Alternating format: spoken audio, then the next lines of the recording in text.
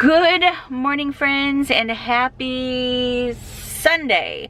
Today, our friends are right there in that car. Today we are headed out to Cathedral Caverns to go through a cavern. That's what we're gonna do today. Cathedral Caverns is in Woodville, Alabama, which is about 30 minutes from our house, up north Alabama area, past Scottsboro. I think it's past Scottsboro. It's right in the Scottsboro area, maybe even. But anyway, that's where we are headed today. But right now we had to make a pit stop. Brian had to go to the bathroom. So we're out here at the dam so he could use the restroom really quick. And the water looks really, really pretty. But we've had a really, really good weekend.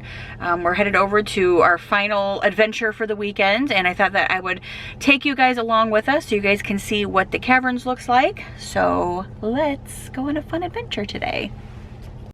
So we have made it to Cathedral Caverns. We are the only 2 cars parked in this parking lot, and the place opened up about 45 minutes ago.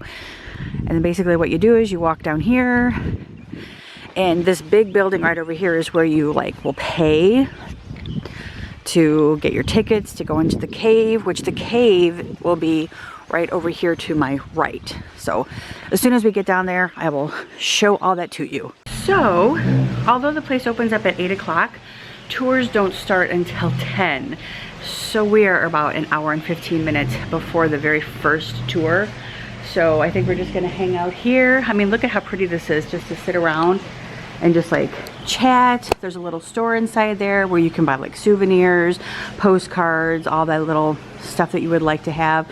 And then down through here is where the cave and stuff is at, which is really, really neat. So that big black hole, that's the cave. So let's go over here and look at this map and see what this map is all about. And of course, then there's a statue guy standing right over here. You can see him with the yellow hat on, and another thing that talks about the park and stuff. Little waterfall here. The facility is actually really, really pretty. Brian and I have been here actually before, years and years ago. I remember this because I remember sitting on the porch. I remember the big cave opening. Looks like they have a huge chair where you can go over there and sit in, get your picture taken. But anyway, so yeah, this is the huge cave. And so you're gonna walk into this cave and, tour it or whatever. But it basically says inside Cathedral Caverns, Cutaway Mountain. Wow, I don't understand. Let's see. So the entrance itself is 126 feet wide and 25 feet high. And then of course, then there's a museum, there's the gates, there's Big Rock Canyon, there's Stalagmite Mountain, Goliath. The greatest distance from the surface is 260 feet down. So this says Bangor Limestone Layer and then Mont Eagle Limestone Layer. That's interesting. And I wonder if that Mont Eagle is the one that's Mont Eagle, Tennessee, over by my parents' house. I mean, quite interesting. But this whole thing just kind of gives you a bunch of information about the mountain itself, or the cavern itself. And then this one just says Cave Tour, Cathedral Caverns State Park. The length is 0.8 miles, which is 1.2 kilometers. The elevation is 134 feet. Elevation loss is 154.9. It's wheelchair accessible. Cave tourist, cave tour guide. The grade is 7.2. A slope, tread width, surface, and obstructions. But yeah, very, very cool. And then here's Huntsville. There's an arrow to tell you kind of where you're at. We're in this Grant area or Woodville area, and then up here's Gunnersville Lake. Very cool. Lots of information. And then over here it says Cathedral Caverns has been designated as a registered national landmark. And then of course this sign right here says welcome to Cathedral Caverns State Park. We offer 1.3 mile round trip walking tour of a world-class show cave. The tour will last approximately 75 to 90 minutes. Wow! You'll be walking along a smooth concrete walkway with handrails but we must caution that there are a number of areas with inclines, declines of 45 degrees. The cave is stroller friendly. For those of you with small children, the pathway is also wheelchair accessible, but reminds you, again, the inclines and declines inside the cave. The temperature inside the cave is 58 to 61 degrees year-round, and there's no breeze. We ask that you do not take food, drinks, or tobacco products inside the cave. We also ask that you leave firearms, alcohol, and bad attitudes outside. Pets other than service dogs are not allowed. Please feel free to take pictures throughout the cave. We only ask that you do not delay the tour and that you share your photos with all of your friends. Thanks for stopping by. Enjoy your visit and please come again. How well did I do? Tell me. And then of course, then they have this guy here. I'm assuming he would be like what the tour guide would look like. Very cool. And then over here, it's a little mining company, gemstone and fossil panning. It says select a bag of mining ore enriched with gems or fossils from around the world. Purchase mining rough bags at Welcome Center. Place part of the ore from the bag in the screen box and then dip the box, slice, and watch the gems appear as the soil washes away. So obviously over here is where you would do the gem mining. You just shake it like this and then all the stuff would fall out. That's a really cute little thing that they do for kids around here. And then of course you got your big huge ginormous chair to sit in. So that's fun. Big huge chair. That's cute. If I could actually get my camera to like sit up, I would go do that, but I can't. So I think I'm gonna walk up these stairs though and take a look and see what's back there because there's another sign that I could read. Gemstones and minerals from around the world. They just kind of give you a bunch of, and fossils. You can collect all 30 fossils, or can you collect all 30 fossils? Very cool. Yeah. I wonder if these are things that you can like find. Oh, the fossils? Yeah. Because it says, can you collect all 30? Mm-hmm. Huh. So it's about 9:30. Yeah. What is it? So this is called witch's butter.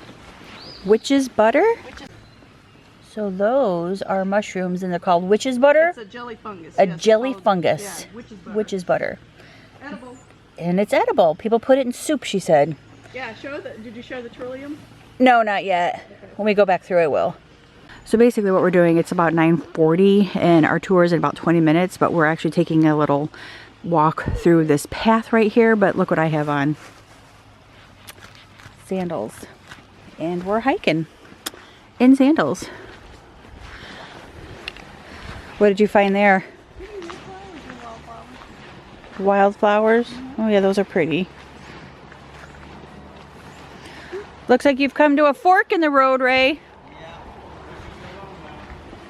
What? Oh. Oh no, we gotta go get in line. Which one? That's a cedar tree right there. Right there? Yeah. I like those. Cedar trees, they get blights really bad. Oh, there's a car parked I back like them, here. they're just Wow. different. Like they don't belong here. Yeah, they do. No, not in the South. You don't belong here. Those trees. How dare those trees? Right All up through there. Now all of those little ones, all of them, that's a cedar tree. Cedar tree. I made it through the wilderness. Somehow I made it through. Even wearing sandals, I have made it through. So just want to let you know too, for 2 adults, the total was $38. So it was like $19 a person to tour this cave. And looks like there's other people showing up now, so it may not just be us. But very small group though. We've already bought our tickets. We're ready to go. There's a bunch of like interesting, amazing cave facts as well. Periodic flooding in the cave at its highest point has been measured at 38 feet. Wow. The gigantic column called Stalagmite Mountain is calculated to contain 2,225,000 cubic feet of flowstone. I have no clue what flowstone is. And of course, Native American history. 12,000 years ago. The great ice fields had moved north and there were animals in the forests. The nomadic people that utilized the massive cave entrances as a seasonal shelter were hunters and gatherers. Archaeological excavation of the cave entrance in 1988 by the University of Alabama and Jacksonville State University discovered artifacts of early inhabitants, including arrowheads, spear points, drills, knives, hide scrapers, pottery shards, and animal bones. This site was a gathering place for early inhabitants of Alabama dating back to the Archaic period in 6000 BC, some 8,000 years ago. During this time period, there were probably between 50,000 and 100,000 inhabitants in Alabama who settled in centralized base camps and used areas such as cathedral and satellite hunting gathering camps. Yep. So this is just like... There's actually water coming off of the opening of the cave over here. It actually sounds very, very cool and relaxing. And then the sun finally came out. So now we're going to have a nice sunny day, but we're getting ready to go inside of the cave in about 10 minutes. So, fun. Yeah. We are in. Oh, don't split up.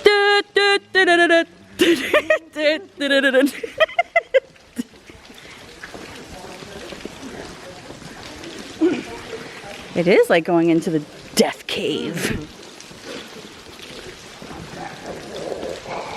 Right.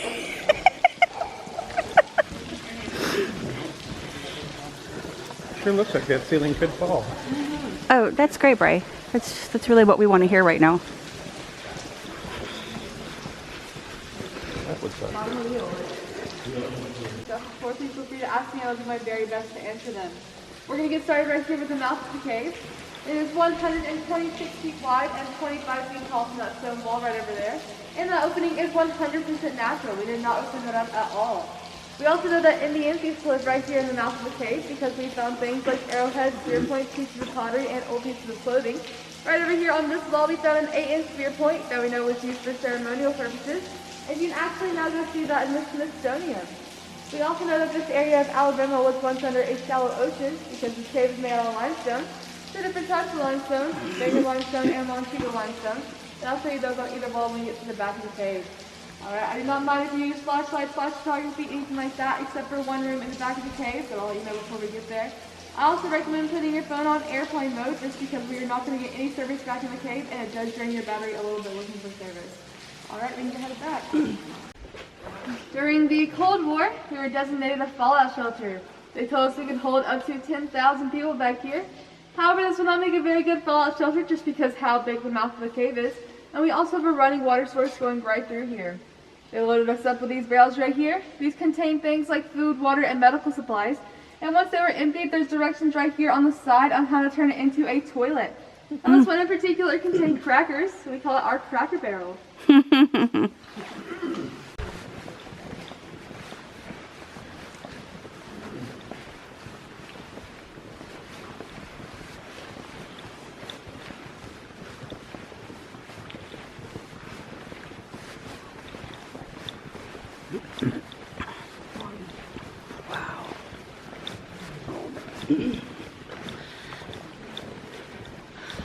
Wow, that's really deep. That's cool.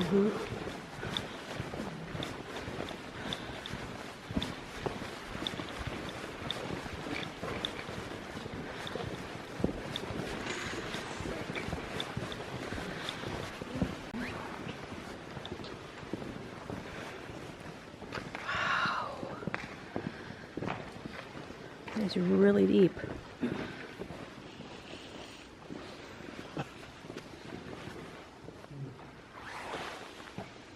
In the 1950s, a man named Jay Gurley bought this cave, and he would bring tourists back here for only about 25 cents.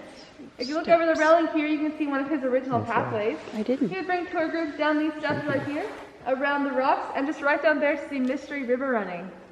Now one day, Mr. Gurley decided he wanted to explore further back in the cave, so he went in that tunnel down there. But when he was back there, there was a rainstorm, and the river rose all the way up to about right here.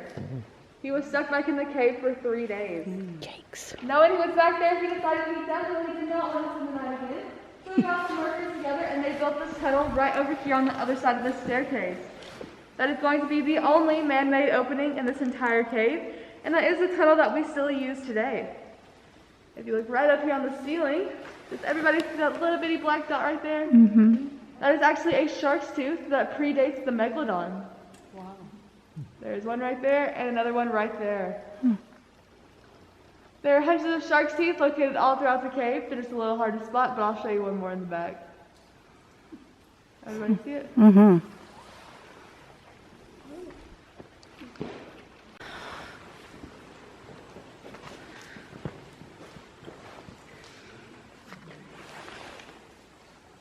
When Mr. Gurley came out of that tunnel back there, this was the first formation he saw. He named it Goliath because of its massive size. Goliath is about 223 feet wide around the entire base and about 40 feet tall. And he is still growing. We know this because of the white stuff right here on the side of him. That is called calcite. It forms from the soda straws up here on the ceiling, drip water filled with minerals right there on the side of Goliath. He will grow about 1 cubic inch every 100 years. That's about the size of a marshmallow. Wow. In 1812, there was an earthquake that sent cracks all over the cave, and one of those cracks is located right here on the side of Goliath. That actually goes all the way through to the other side. If you look right back up here behind us, all these formations growing from the ceiling are called stalactites. An easy way to remember that is stalactites hang tight to the ceiling. All the ones growing from the ground are called stalagmites. An easy way to remember that is you might trip over them. Now one day these two will grow together and form a column, look right back here. That can also be called a pillar, but we don't call it a pillar in the south because that's what we sleep on. I also get a lot of questions about this water right here, and it is only about 3 feet deep. It is not safe to drink, it has too many minerals in it. And the only fish we get back here are crawfish, but most of them are blind and have lost all their pigment because of how dark it is. It's also very, very cold.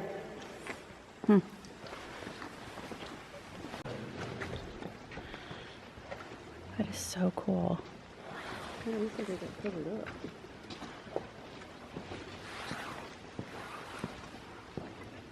Right now we are standing on the J. Gurley Bridge, and if you look right back here against this wall, you can see another one of his original forecasts. Oh wow. Now that railing is only about 3 feet high. It goes as thin as 18 inches wide. Right here is a 50-foot drop. Right here is a 45-degree angle. And on top of all of that, it's made out of mud. Oh. I don't know about y'all, but I'm pretty happy we're standing on this right now. Yeah. You can also see Mystery River running all the way down and around this corner.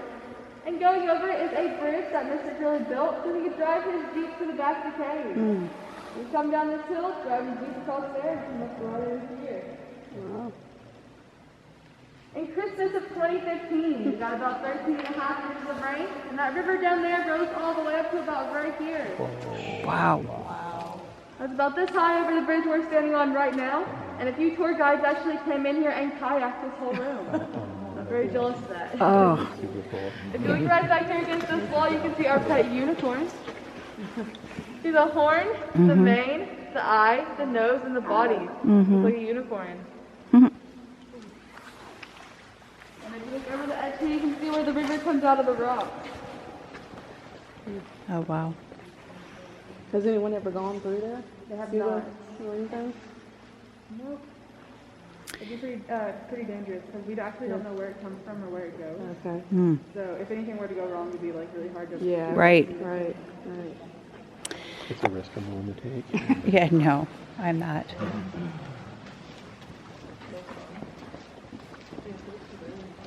No risk at all.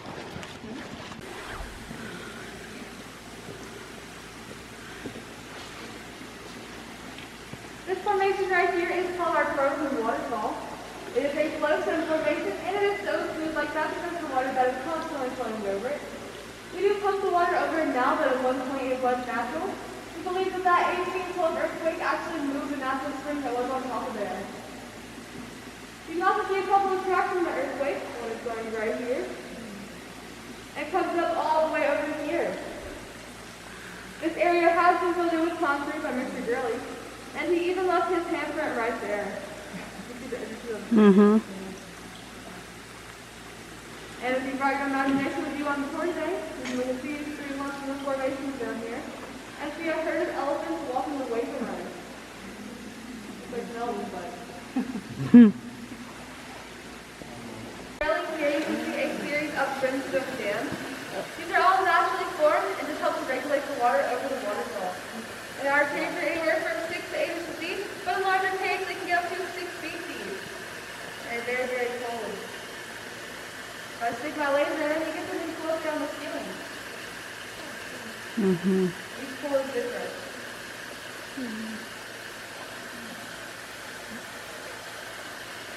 At this point of the tour, we are closest to the ceiling that we will be. But right now we are also furthest underground. Right now we are about 165 feet below ground, and that's just because we are under the peak of the mountain. Everywhere else we're about 70 to 80 feet below ground. Wow. Alright, I got some good and some bad news for y'all.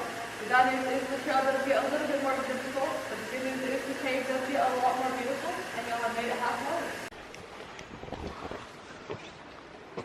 This room is called our vertical room, and it is called that because it is the tallest room in the cave. It was actually measured in a pretty funny way. Mr. Gurley put some helium balloons in a 5-gallon trash bag, tied some fishing line to them, and went and stood on these rocks right down here. We let the balloons go, and it took about 3 days for them to float from right there all the way up to the ceiling. Wow. He pulled the balloons down and measured about 120 feet tall. Now, a few years later, in 1988, the state bought this cave, and they brought some scientists back here with a lot more technology than what Mr. Gurley had, and they measured this room to be about 123 feet tall. So he was only about 3 feet off of his measurements, which I think is pretty impressive. This is also a great place to see those 2 different types of limestone that make up these caves. On this wall we have Bangor limestone. You can tell it's Bangor limestone because of how smooth it is. It breaks off in big chunks like right here and right over here, and that is going to be very difficult to break apart. On this wall we have Montego limestone. You can tell it's Montego limestone because of how rough it is. It breaks apart in smaller chunks like right over here, and that is going to be very easy to break apart. Actually one of the longest commercial flowstone walls. From right here, all the way down and around this corner, it is about 180 feet long. You can also see a couple of faces in the flowstone. The first one is right up here. See 2 eyes, a beard, his ear, arm and hand, and his club right there. Looks like a caveman. Right next to him is his pet dog. His eye and his nose right there. We call that our pet Rottweiler. Would that be Captain Caveman? Caveman.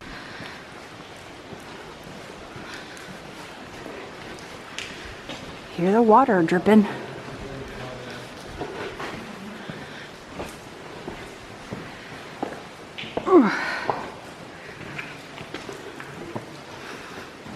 No lights back here.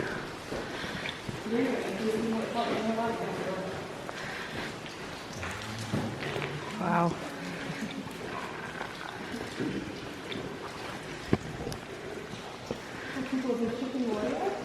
That's a styrofoam right there. That's awesome. We've actually been places where people will do that. Yeah. Don't worry, we don't let them touch the rock. Okay, cool.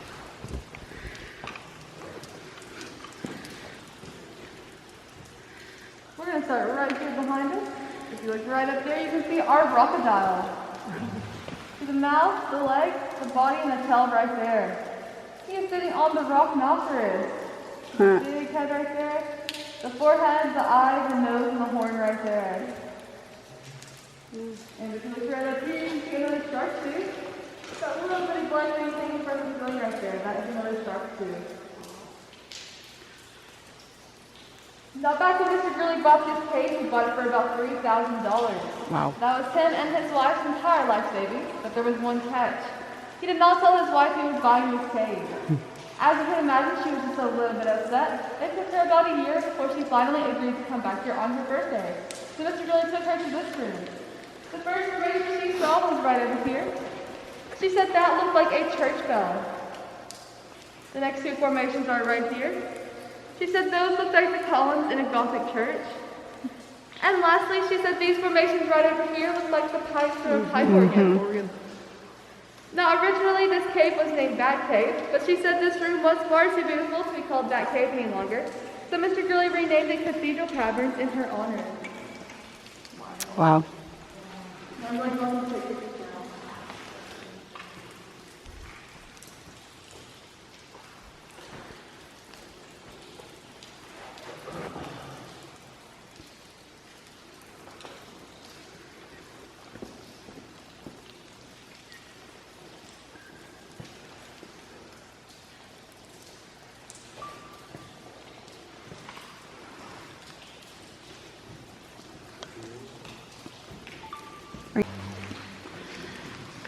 It is quite impressive, isn't it?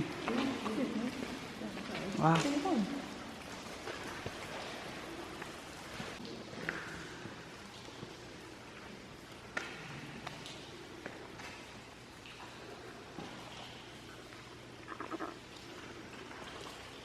This is a very special part of the cave because a movie was actually filmed right here by Disney. The movie Tom and Huck was filmed right here. Go into the formations right there, running from Engine Joe, and exit right over here. Now this whole scene took about 3 months to film, and that's just because every single time they would enter the formations right there, they would always hit their head. So they actually hired someone, and that person's only job for 3 months was to stand right back there and duck their head as they ran through. That was their only job for 3 months.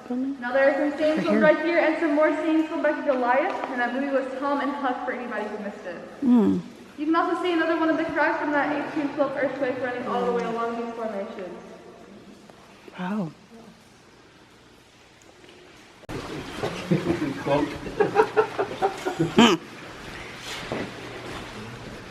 Good grief, this is actually deeper than I thought.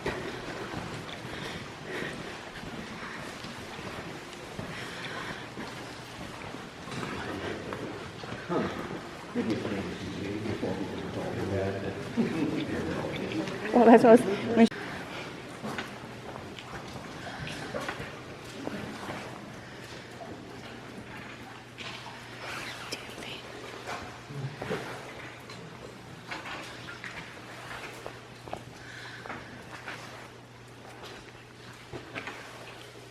This area of the cave right here is completely naturally formed like this.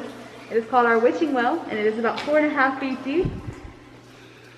If you look right up here at these formations on the ceiling, those are called soda straws. I call them soda straws instead of stalactites because of how young they are in the formation process. And have y'all seen Ice Age? Uh-huh. You know the squirrel that's always looking around for the acorn? Mm-hmm. So you can see this acorn right up here.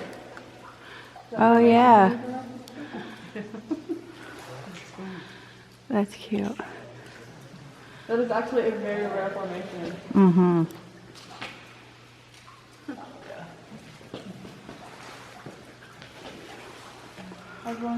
Yep. It is called that because it is growing at a 45-degree angle, 3 inches wide at the bottom, 8 inches wide in the middle, and comes to a needle point. It is also about 30 feet high. Another reason it is called most improbable is because it did survive that 1812 earthquake, but if a couple of kids went and started swinging on it, it would actually crumble. That's how we know this would be the safest room in the cave if there was an earthquake. If you look right over here at this formation, it looks like an ice cream cone. See the ice cream right there? Looks like it's melting off its cone right there with a cherry on top. This formation right over here looks like a mushroom. Looks like the porta potty I was just in. Top of the mushroom right there. Oh, yeah. Mushroom. Mm-hmm. Nice bag. And this formation right over here looks like a bird sitting on a cactus. Mm-hmm. Right there's the bird, right there's the cactus.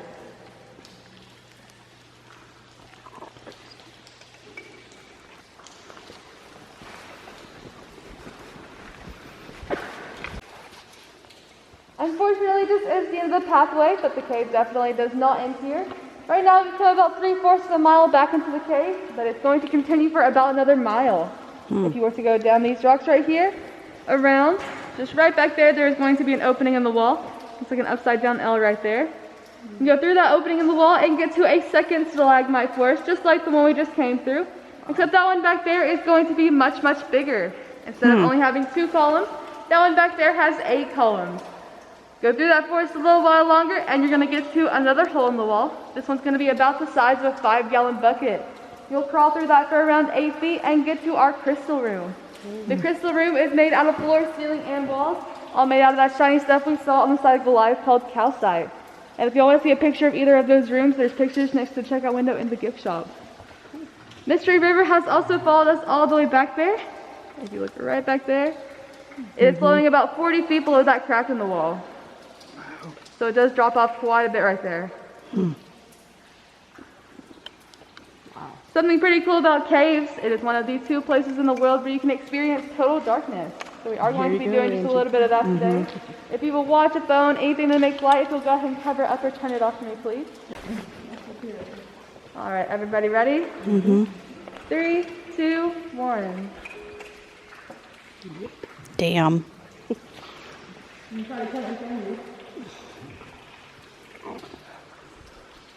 After 3 hours in total darkness, you begin to go crazy.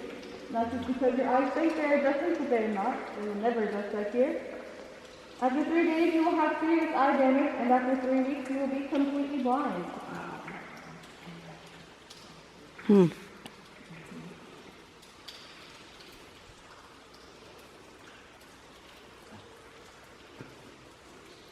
Okay, lights please.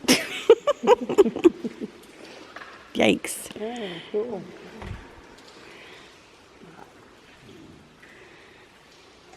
I wish I could say that was something cool like glowworms, but those are actually just those projecting Christmas lights you can get at Walmart. It's a little bit cooler back here because we don't have things like moonlight, streetlight, starlight. We have absolutely no light, as you saw, so it's just a little bit cooler than back at your house.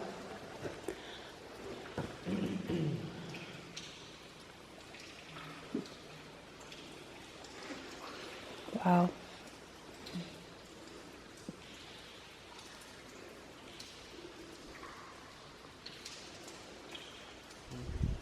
I think you hear water. Mm-hmm.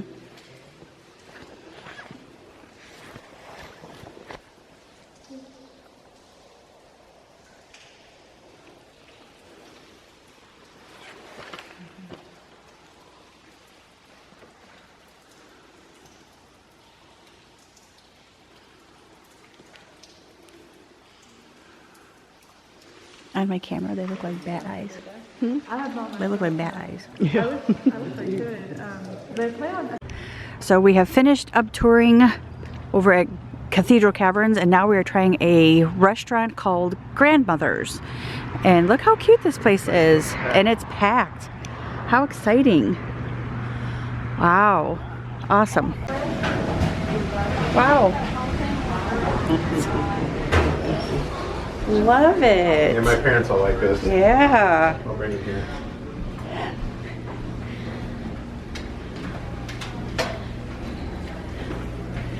Thank you so much. Which one? So do you want this side? Oh, sorry, y'all. Oh, no, you're fine. 2 or 3 So here's the menu. Here's our Sunday menu. Wow. Looks really good. Yeah, chicken fried steak, chicken and dressing, chicken livers. Oh, great. Thank you so much. You're welcome. I'll give you all take a look over that menu and I'll be back. Thanks. So we're like by a back door. It's like the backyard. Look at that. It's all grown up, old like fence, but the grass is really, really high. All farmy. Oh yeah, lots of sneaky snakes. Don't like that at all. Oh. So Brian and I actually both got the same thing. I got the country fried steak with the potatoes, black-eyed peas, and okra, and a piece of cornbread. And oh my goodness, this is like home cooking. So they have all kinds of like decor on the walls, and then they have different rooms you can eat in. Like over here's a room. Oh yeah, and then there's rooms in there too. And another room in there. That's so cool. We want to walk across the street. Oh, is it? Yeah, I probably won't be able to go over there. We wanted to see the goats and the piggies. Aw, that is the cutest little potbelly pig. Is that another one laying down right there? How cute. Yeah, it's all flooded. Oh yeah, I can't get over there. And they have a donkey over there too. No, they don't. It's a pretty little creek. Yeah, I was trying to see if there's any. bluegills or nothing. No fish. The flowers are so pretty though along the little. Yeah, right over there. Yeah. Cool. Yeah, this place is It's a real. busy road. So Yeah, it is. It's a busy road. Grandmother's house. What a cool place. And it looks like packed, but it's not. But all those rooms were pretty packed though. All right, you guys, so we are back home. We had a wonderful morning touring Cathedral Caverns. Then Brian and I hit up a local mom and pop restaurant called Grandmother's House and had a delicious lunch. It's like eating at your grandmother's house on Sunday afternoon. That's exactly what it was like. Then we came home and Brian wanted to take a nap. So I'm like, okay, well, let me just strip the sheets really quick off of the bed that they slept on because my bed is already made. And so Brian's like, we'll go into the bathroom. And I'm like, okay. So I went into the bathroom and this is what I found. That cracked me up.